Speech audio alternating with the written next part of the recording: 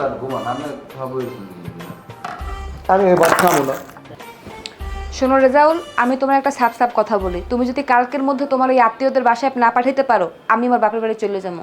রিমি, তুমি কি এই বাঘের মুখে রাখতে চলে যাইতেছো? এই যে 3টে ধাউর, এই মনে করো আসলাম, হে ড্রয়িং রুম দখল করে বই রয়েছে, চাচায় হে তো ডাইনিং রুম, তারপর যে বাইকনিটা দেখছো না, এটা তো একটা নেমু খারাম। হার রাত দিন মোবাইলটা লইয়া হে টিকটক করে, গান গায়, এই মামা এই আসেন, এই দেখেন। ওর তো কোনো স্টেশন নাই, ও যখন যে রুম পায় সেই রুমের ভিতরে ঢুকে হয়।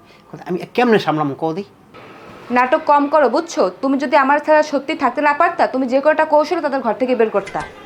আমার সোজা কথা, তুমি যদি কালকের মধ্যে তাদের ঘর থেকে বের করতে না পারো, আমি তোমার ঘরে ভাত খাবো না, আমি আমার বাপের বাড়ি চলে যাবো, তাতে আমাকে কেউ ঠেকাতে পারবে না। এটা তুমি কেমন কথা কইলা? তুমি এই ঘরে কোনো চলে গেলে আমি কি যাই একলা থাকবো? আমি কি একলা থাকতে পারি? আমার সোজা কথা, তুমি যদি কালকের মধ্যে তোমার ওই আত্মীয়দের আমার ঘর থেকে বের করতে না পারো, আমি আমার বাপের বাড়ি চলে যাবো। না, আমি তো একটা মহা সমস্যার ভিতরে পড়ছি। কোন দেবদা ঘরের ভিতরে আইয়া আশ্রয় নেলে? না, আমার বউ ওখানে চলিয়ে দিবে আর আমি এই ঘরে বই থাকবো আর ওগো খাওয়াবো। আমার একটা বুদ্ধি বাই করতে হবে, দেখি কী করা যায়। আমার মানুমাই বাড়ি, তুমি যাও যাও আমি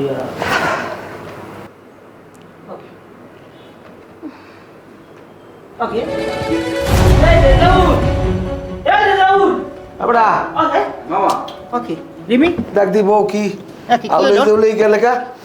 শরীর তো ঠান্ডা হয়ে গেছে। কি হয়েছে? দেখেন তো অত নিঃশ্বাস হতো নাই না। হ্যাঁ হ্যাঁ, একই। রিমি, রিমি এদিকে কথা বলতেছে না, শরীর ঠান্ডা হয়ে গেছে। আসলাম ভাই, এ তো শ্বাস নিচ্ছে না, কোন তো? ওটা রেজাউল একটু পানি মানি ছিটে মনে হয় ঠিক হয়ে যাইবে, পানি ছিটিয়ে দিলে মাথায় দে। আরে বেটা পানি ছিটা দিলে হইবে না, আমি একটা সিমটি দিয়ে দেখবো না। থাক থাক, বৌমা বৌমা ওডো, তুমি অজ্ঞান হয়ে গেলে আমরা দুয়ারিয়াল তো না খাই দেওয়া লাগবে। চাচা, এই আপনি কেমন কথা কইলেন?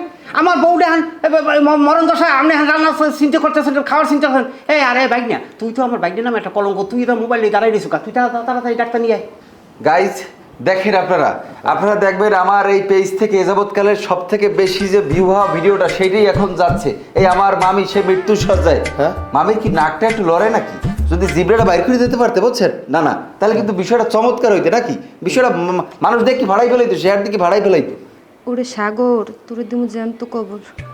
মামা আমার মনে হয় কি মামির ভিতরে ভূত ঢুকছে, নাহলে সে কিভাবে এখন কথা বলে? জিনের আত্মা সেটাই তো মামা, তার ভিতরে আমার মনে হয় কি জিন ঢুকছে, নাহলে মেহমানের সে রক্ত খাইতে চায় কিভাবে বলেন তো?